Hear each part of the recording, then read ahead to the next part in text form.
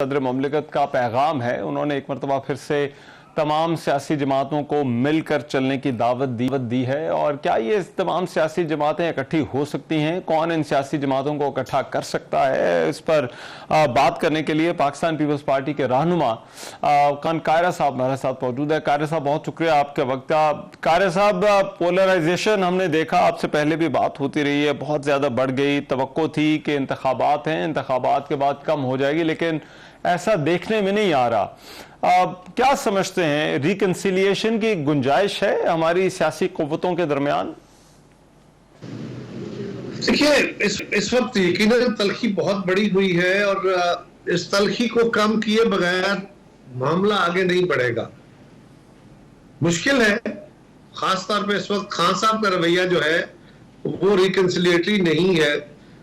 अब तो यहाँ मसला यह है कि रिकंसिलिएशन हो या ना हो, यानी मुफाहमत हो या ना हो, एटलीस्ट आप जो दूसरों का मैंडेट है उसको तो तस्लीम करें। ये तो ना करें कि जो सीटें आपकी हैं, मिसाल के तौर पे वो ये कह रहे हैं कि जी जो सीटें हमारी हैं इसके अलावा भी हमारी सीटें जो हमसे ले ली गई है। अच्छा भाई, सारी तो आपकी नहीं है। अच्छा चले, आपकी और 40 सीटें हो गई, तो उसके बाद बाकी सीटें जो 80-85 है वो तो लोगों दीगर जमातों की है। इसी तरह माजी में था, खान साहब की हुकूमत जिस तरह बनी थी आप भी जानते हैं, मैं भी जानता हूं, और बाकी जमातें जो अपोजिशन में बैठी थी वो पाकिस्तान के अवाम का वोट लेके आई थी। तो ये उनके अंदर जो रवैया आ गया ना कि मैं किसी को दूसरे की मानता ही नहीं, उसके मैंडेट को नहीं मानता, और सेल्फ राइटियसनेस कि मैं ही मसले का हल। लेकिन कायरा साहब, आमतौर पर हुकूमत बड़ापन दिखाती है, आप उनके इत्तेहाद में तो शामिल हैं, लेकिन आपके ख्याल में क्या हुकूमत को रीच आउट नहीं करना चाहिए? अभी अब जबकि इलेक्शन हो गए हैं, हुकूमत बन गई है, आईनी ओहदों पर आगे जो तकर्रियां होनी थी, नामजदगियां होनी थी, वो हो गई हैं। देखिए, हुकूमत तो रीच आउट करेगी, कर रही है। हमने तो उस वक्त भी किया जब हम हुकूमत में थे और वो एस्टेब्लिशमेंट से लड़ रहे थे। हमने तो उस वक्त भी किया जब आपको याद है ना, जब मुआहदा हो गया था और उससे बैकआउट कर गए थे, जब सुप्रीम कोर्ट इंटरवीन कर गई तो उस वक्त भी हमने कोशिश की। हमने तो ये इलेक्शन होने के बाद भी कोशिश की पीपल्स पार्टी ने, और हमारी सीईसी ने कमेटी बना दी। अगले दिन खान साहब ने कहा इन 3 जमातों से बात नहीं हो सकती। मौलाना फजलुर रहमान साहब से मिलने चले गए उनके लोग, लेकिन इन 3 जमातों से नहीं हो सकती। अब इस रवैये का क्या किया जाए? ये रहमान जो होता है ना, किसी एक शख्स में एक फिजा में, वो फेज में चला जाता है कि वो अपने आप को ही मसीहा समझता है, यानी वो मैं ही हूं जो ज़हीन आदमी हूं, मैं ही हूं जो काबिल किरदार, आला किरदार का हामिल हूं, मैं ही सारे मसाइल का हल हूं, मेरी परस्तिश की जाए, मेरी बात सुनी जाए। इस फिजा से बाहर आने की जरूरत है खान साहब के। हाँ, हम सबको कोशिश करनी चाहिए, करेंगे, लेकिन उनकी जमात। आप कह रहे हैं कि खान साहब की पर्सनैलिटी ऐसी है कि वो बात नहीं हो सकती, लेकिन तहरीक इंसाफ के लोग अब पार्लियामान में मौजूद हैं, बाहर भी जो है वो उनके जो रहनुमा इस वक्त जो है वो कैद में नहीं है या जेल में नहीं है, वो मौजूद हैं, और वो उनका बड़ा रिकंसिलिएटरी स्टांस है। तो क्या आपके ख्याल में इनको अलग अलग किया जा सकता है, या जो पीटीआई माइनस इमरान खान उनसे कोई बात हो सकती है? देखिए, ये जो माइनस वाला फॉर्मूला है ये नहीं होना चाहिए। मैं नहीं समझता कि ये कोई रोल प्ले करेगा। अच्छा, या आप एक अच्छा काम करना चाहते हैं, उसका रास्ता अगर दुरुस्त नहीं है, यदि आप एक अच्छे काम के लिए, भले वो दीनी तौर पे अच्छा हो, अगर झूठ बोल के चलेंगे तो आपका इरादा खत्म हो गया। अगर आपका इरादा दुरुस्त नहीं है, अगर आपकी मंजिल दुरुस्त नहीं है, रिजल्ट बेशक दुरुस्त निकले, उसका सवाब नहीं है, उसका फायदा नहीं होगा। तो हमें समझने की जरूरत है कि लेकिन कायरा साहब, धांधली वाले मसले का हल क्या है? देखिए, इस वक्त तो पीटीआई ये कहती है कि एक ही प्रॉब्लम है, और वो ये कि ये मैंडेट वाला जो इशू है, धांधली वाला इशू है, वो कहते हैं एक कमीशन बना दें, कहीं से तहकीकात कर लें। आपके ख्याल में इसका वो हल निकल सकता है? देखिए, पहली बात तो ये है कि ये मुतालिबा है, इस मुतालबे के बरक्स भी मुतालबे हैं। ऐसे ही मुतालबे पिछले इलेक्शन में भी थे, और खान साहब खुद कहते थे कि वो ट्रिब्यूनल है, वो अदालतें हैं।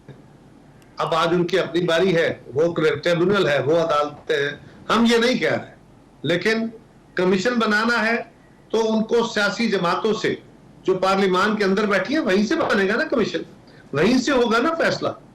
एग्जीक्यूटिव अथॉरिटी अकेले तो नहीं कर लेगी। सो अगर वहां से करना है तो पहले आपको अपने रवैये में कुछ नजरसानी करनी पड़ेगी, आपको पॉलिटिकल कुव्वतों से बैठना पड़ेगा। बिलावल साहब ने यही बात कही थी ना अपनी पहली स्पीच पे कि खान साहब के साथियों को कि जनाब अगर आप चाहते हैं कि कल मेरा मैंडेट आज के लिए भी करें लेकिन कल आने वाले कल मैं फिर ना शिकायतें कर रहा हूं कि मेरा मैंडेट छिन गया और आप ना कर रहे हो कि मेरा छिन गया, तो आइए बैठ के बात करते हैं। अगर आपका ये रवैया नहीं होगा तो मसले का हल क्या निकलेगा? आपके मुल्क में फर्ज करें उनका क्लेम है कि हमारी 40-50 सीटें या 10 सीटें या 20 सीटें छीनी गई। अब उस के रिजल्ट आ गए, इलेक्शन कमीशन ने रिजल्ट दे दिए, नोटिफिकेशन हो गए, ओथ हो गए। अब इसका हल क्या है? ट्रिब्यूनल में जाइए, ट्रिब्यूनल थोड़े हैं तो ज्यादा करा लीजिए, वहां आपको तसल्ली नहीं, आप अदालतों में जाइए। अगर उन फोरम्स पे नहीं जाना और आपने कोई और फोरम तश्कील देना है, यानी इसके लिए कोई कमीशन बनाने का ट्रेंड नहीं है, ये कानून के अंदर कोई प्रोविजन नहीं है, आपने कोई प्रोविजन निकालनी है तो फिर आपको बाकी सियासी जमातों से बैठना पड़ेगा, तो रास्ता निकालेंगे ना। साहब इसमें ऐवान सदर का देखिए, अब पीपल्स पार्टी के पास आईनी ओहदे तो आने जा रहे हैं, ऐवान सदर का ओहदा पीपल्स पार्टी के पास है और मुमकिन तौर पर चेयरमैन सेनेट का भी ओहदा आएगा। दोनों ये विफाक की अलामत ये ओहदे हैं, ये ऑफिसेज हैं। क्या ऐवान सदर का कोई किरदार हो सकता है इस रिकंसिलिएशन में? आपको पता है ना, जरदारी साहब को तो मर्द मुफाहमत कहा जाता है, बिल्कुल होगा, वो कोशिश करेंगे, तो वो आपके सामने भी होगी, वो शायद सामने ना भी हो, वो भी हो, कोशिश करेंगे। लेकिन फिर मैं कहूंगा कि जिस दिन ये फैसला हुआ चौधरी शुजात साहब के घर इस्लामाबाद में सारी जमातों की क़यादत ने इकट्ठे होकर फैसला अनाउंस किया कि हम इकट्ठे या शहबाज शरीफ साहब की क़यादत में हैं, उनको वज़ीर आज़म बनाने के लिए, उस दिन भी जरदारी साहब ने कहा कि हमें एक रिकंसिलिएशन की तरफ जाना होगा, हमें कौमी मुफाहमत पैदा करनी होगी, इदारा जाती भी जमाती भी। तो ये जो सोच तो उनके यहाँ ऑलरेडी मौजूद है, वो कोशिश भी करेंगे, लेकिन इसकी कामयाबी जो है वो इस बात पे मुनहसर है कि खान साहब के साथी खान साहब पे क्या दबाव से मुराद ये नहीं है कि उनको कोई धमकी दे, लेकिन उनको कोई कन्विंस करें कि भाई अगर आपने लेकिन हुकूमत की तरफ से भी और रियासत की तरफ से भी कायरा साहब एक जो है वो मौकफ में कोई तब्दीली नहीं हमने देखी, और वो है 9 मई के हवाले से।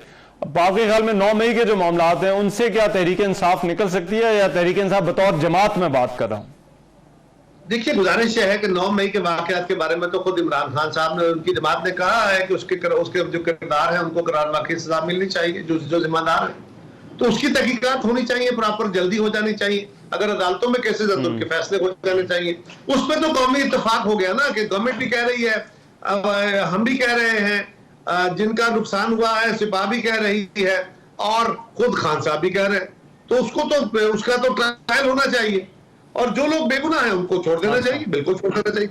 और ये बात मैं आज नहीं कह रहा, मैं तो पहले दिन से कह रहा हूं। लेकिन सियासी तौर पर क्या जमात, वो तो देखिए वो तो आप इनफरादी मामलात की बात कर रहे हैं, ये तो जमात पे तो कोई पाबंदी नहीं है जी। पीटीआई को बिनहसुल जमात किसी पाबंदी का सामना तो नहीं है, वो जमात के तौर पर रजिस्टर्ड है, उनका इलेक्शन नहीं उन्होंने कराया, सही, वो इलेक्शन अगर करा लिया, अब उनका इलेक्शन मान लिया गया है, तो अब उनकी जमात के ऊपर तो कोई पाबंदी नहीं है। नहीं, जमात पर पाबंदी नहीं है, लेकिन जब जमात को कायरे साहब मुल्क दुश्मन कहा जाए तो जाहिर बात है वो तो उससे तासुर ये जाता है कि हुकूमत किसी भी तरह की एंगेजमेंट को जो है वो जोड़ती है उसके साथ के 9 मई के हवाले से आपका क्या मौकफ है, या उस पर कोई तब्दीली है या नहीं है?